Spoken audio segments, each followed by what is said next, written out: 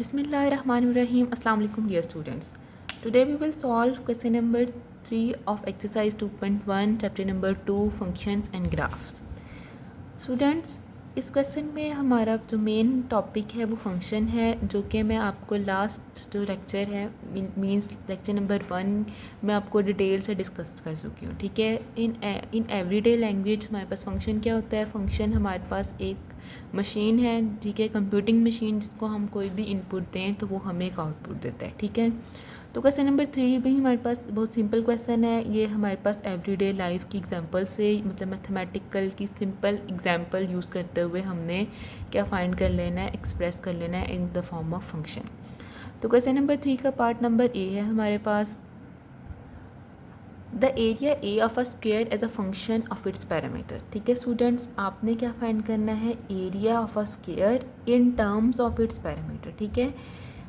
Means के आप पहले हम लिख देते हैं सिंपली, पहले आपको एरिया और पैरामीटर का पता चलना चाहिए. ठीक है. एरिया हमारे पास स्क्वायर का क्या होता है, हमें पता है लेंथ इंटू विड्थ, मतलब अंदर वाला जो सारा ये सारा एरिया अंदर वाला, इसको हम एरिया कहते हैं. और जो हमारे पास पैरामीटर होता है वो हमारे पास बाउंड्री लाइन होती है. ठीक है. तो हम क्या, हमें पता है एरिया हमारे पास स्क्वायर का क्या होता है, लेंथ इंटू विड्थ. ठीक है सिंपली. और हमारे पास पैरामीटर होता है area, parameter of a square क्या होता है 4L. ठीक है. मीन्स के हमारे पास चारों साइड्स की लेंथ को जब हम ऐड कर लेते हैं तो हमारे पास आ जाता है पैरामीटर. ठीक है. तो स्टूडेंट्स हम लेट करते हैं, लेट हम क्या करते हैं, S be the sides of a square के. हमारे पास एस क्या है, साइड्स हैं स्क्वायर की. तो हमने क्या लिखना है, हमने एरिया फाइंड करना है इट्स टर्म ऑफ पैरामीटर. तो हम सबसे पहले क्या फाइंड कर लेते हैं, पैरामीटर. तो पैरामीटर को मैं पी से लिखती हूँ. पी हमारे पास क्या होता है 4 और मल्टीप्लाई बाय एस है, तो मैंने लिख दिया 4S. ठीक है. अब हमने एरिया को फाइंड करना है. एरिया हमारे पास आ गया है, एरिया होता है L मल्टीप्लाई बाय L, तो मतलब हमारे पास S मल्टीप्लाई बाय S क्या आ जाएगा, S स्क्वायर. तो स्टूडेंट्स ये देखें, ये हमारे पास एरिया है इन टर्म्स ऑफ लेंथ, लेकिन हमने एरिया हमने किस फाइंड में फाइंड करना है, एरिया हमने फाइंड करना है इन टर्म्स ऑफ पैरामीटर. तो अगर मैं इसको इस तरह लिखूँ कि हमारे पास जो S है वो क्या आ जाता है, इसको उधर जाकर डिवाइड कर दूँ P/4. ठीक है. तो S हमारे पास आ गया साइड्स, मतलब साइड्स को मैंने लिख दिया पैरामीटर की फॉर्म में. तो एरिया की वैल्यू हमारे पास S स्क्वायर, इसकी जगह अगर मैं पुट कर दूँ P/4. ठीक है. आपके पास P/4 का स्क्वायर आ जाएगा, तो ये हमारे पास क्या बन जाएगा, P²/16. तो स्टूडेंट्स देखें, ये हमारे पास क्या है, area of square in terms of its parameter. Means अगर आपको उन्होंने किसी भी स्क्वायर का साइड्स ना दी हो, पैरामीटर दिया हो, तो आप उसमें पैरामीटर की वैल्यू पुट करके एरिया फाइंड कर सकते हैं. नेक्स्ट स्टूडेंट हमारे पास का पार्ट नंबर बी है. सर्कमफेरेंस को हमने एक्सप्रेस करना है. Circumference C of a circle as a function of its area. ठीक है. सर्कमफेरेंस एज इट इज़, जिस तरह हमारे पास इसमें पैरामीटर होता है, सर्कमफेरेंस हमारे पास बाउंड्री लाइन होती है. सर्कमफेरेंस और हमें पता है सर्कल का सर्कमफेरेंस हमारे पास क्या होता है 2πr, और हमारे पास एरिया होता है सर्कल का क्या होता है πr². अब इन्होंने ये देखें एरिया, इसमें एरिया हमारे पास क्या होता है इन टर्म ऑफ रेडियस, ये हमारे पास होता है रेडियस. ठीक है. लेकिन इस क्वेश्चन में उन्होंने क्या कहा है कि हमने सर्कमफेरेंस फाइंड करना है इन टर्म्स ऑफ एरिया. तो देखें इसमें आपके पास जो भी दो कॉमन है, मतलब रेडियस दोनों में कॉमन है. ठीक है. तो हमने इसके टर्म से रेडियस को फाइंड करके इसमें पुट कर देना सिंपल. तो ये आपके पास क्या आ जाएगा, हमारे पास a है, a =πr², तो a/π =r². अब मैं दोनों तरफ स्क्वायर रूट लूँगी तो मेरे पास क्या आ जाएगा, a/π r. तो मेरे पास r की वैल्यू क्या आ गई, √a π. ठीक है. अब ये r है, अब ये r मेरे पास किस form as a function of area आ गया. ठीक है. अब हम मैंने c में इसकी वैल्यू पुट कर दूँगी, तो c में हमारे पास है 2π, और r की जगह मैं पुट कर दूँगी π/a. ये पूरा अंडर रूट है, तो ये हमारे पास क्या आ जाएगा 2π, इसको मैं लिख सकती हूँ √a और √π. अब पाई मल्टीप्लाई, अगर हम π/√π को लिखें तो ये हमारे पास क्या आ जाता है, इसको रैशनलाइज कर लें. ठीक है. √π इंटू √π, ये आपके पास क्या आ जाता है पाई मल्टीप्लाई बाय √π, और ये हमारे पास स्क्वायर से कैंसिल, तो ये आ जाएगा, तो ये इससे कैंसिल, तो ये आपके पास क्या बच जाता है √π. तो यहाँ पे हमारे पास क्या आंसर आ जाएगा 2 √π इंटू √a, और इस उसको हम ए की फॉर्म में लिख सकते हैं, तो ये आ जाएगा 2√π/a। तो ये आपके पास क्या आ गया, सरकमफेरेंस आ गया इन terms of area of a circle. ये मतलब हमारे पास क्या है कि अगर आपके पास किसी भी फंक्शन सपोज उन्होंने सर्कल का एरिया गिवन हो आपके पास, तो आप इजीली उसका सरकमफेरेंस फाइंड करते सकते हैं विदाउट नोइंग इट्स रेडियस। ठीक है, अगर आपके पास सपोज का रेडियस अननोन है तब भी अगर एरिया गिवन है तो हम फाइंड कर लेंगे उसका सरकमफेरेंस। नेक्स्ट स्टूडेंट हमारे पास पार्ट है the surface area as of a cube as a function of its volume. ठीक है, हमारे पास एक क्यूब है, हमें पता है कि हमारे पास जो स्क्वायर की 3D फॉर्म क्यूब होती है, ठीक है, उसका हमने सरफेस एरिया फाइंड करना है और as a function of its volume. हमारे पास 3D जो 2D में हमेशा एरिया होता है, 3D में हमेशा वॉल्यूम होता है। ठीक है, तो आपने सरफेस एरिया फाइंड करना है किस में as a function of its volume, उसके वॉल्यूम के फंक्शन के हिसाब से। ओके स्टूडेंट्स, इसमें हम लेट कर देते हैं, सपोज ये एस है, लेट हमारे पास जो एस है small S be the sides. ठीक है, ये हमारे पास क्या हैं, साइड्स हैं ऑफ अ क्यूब। तो हमें पता है सबसे पहले वॉल्यूम का क्यूब का फॉर्मूला हमारे पास क्या होता है, एस इंटू एस मीन्स ये आपके पास आ जाएगा एस क्यूब। और हमारे पास वॉल्यूम हमारे पास कैपिटल वी से है, इसके अलावा हमारे पास देखें सरफेस एरिया जो कि कैपिटल एस से है। सरफेस एरिया हमारे पास क्या होता है 6s²। ठीक है, हमारे पास एक क्यूब का सरफेस एरिया देखिए, इसकी 6 सरफेसेस होती हैं हमारे पास, 1 2 3 4 5 और 6। ठीक है, 6 सरफेस हैं तो 6x² इसका क्या हो जाएगा सरफेस एरिया। अब देखिए इसमें क्या हमारे पास वॉल्यूम भी साइड्स के हिसाब से है एज अ फंक्शन, और ये भी हमने as a function of sides है। लेकिन हमें क्या फाइंड करना है, हमने सरफेस एरिया फाइंड करना है as a function of its volume. ठीक है, तो हम क्या करेंगे, देखिए आप क्यूब रूट लें दोनों साइड्स पे। ठीक है, क्यूब रूट लें या 1/3 लें, तो आपके पास किसकी वैल्यू आ जाएगी एस की। तो एस की हमारे पास इसमें वैल्यू क्या आ जाएगी v/1/3। ठीक है, तो हम इसमें आपकी वैल्यू पुट कर देंगे, 6 है, एस की जगह हम पुट कर देंगे v1/3/2। तो आपके पास सरफेस एरिया की वैल्यू आ जाएगी 6v, ये मल्टीप्लाई होगा 2/3। तो ये हमारे पास क्या आ गया, surface area of a cube as a function of its volume. Next student हमारे पास क्वेश्चन नंबर 5 है। क्वेश्चन नंबर 4 वी विल, क्योंकि वो डोमेन और रेंज से रिलेटेड है, तो we will discuss it with the remaining last question. Okay, तो स्टूडेंट क्वेश्चन नंबर 5 हमारे पास सिंपल है, हमारे पास फंक्शन गिवन है और इन्होंने हमें 2 पॉइंट्स मतलब 2 और -1 पे x की वैल्यू गिवन है, उनको यूज़ करते हैं हमारे पास जो अननोन वैल्यू है a और b की, वो हमने फाइंड कर लेनी है।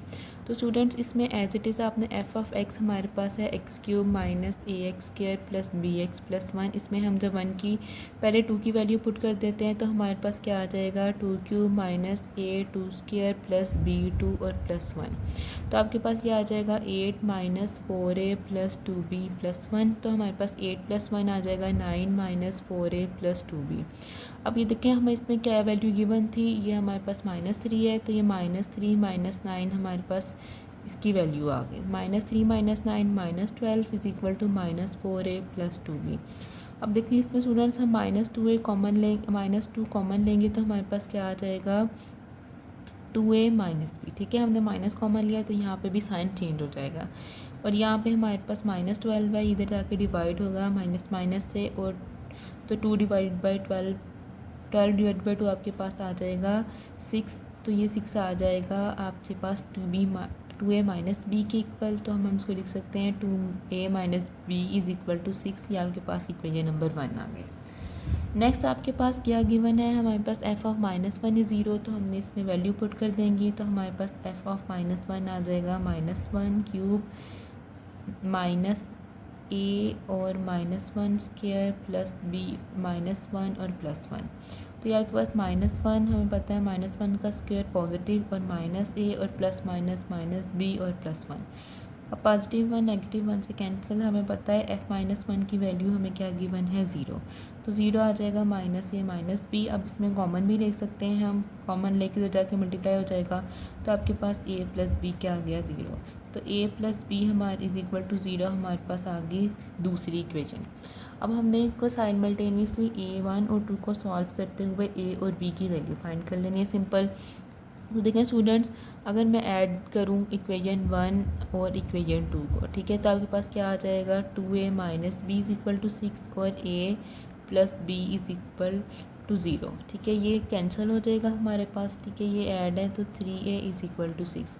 तो a की आपकी वैल्यू क्या आ जाएगी 6 डिवाइडेड बाई 3, तो a हमारे पास आ जाएगा 2।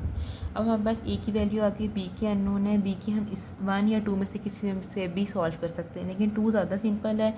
तो हम क्या करेंगे a plus B is equal to 0, इसमें हम पुट क्या कर देंगे, पुटिंग वैल्यू ऑफ b।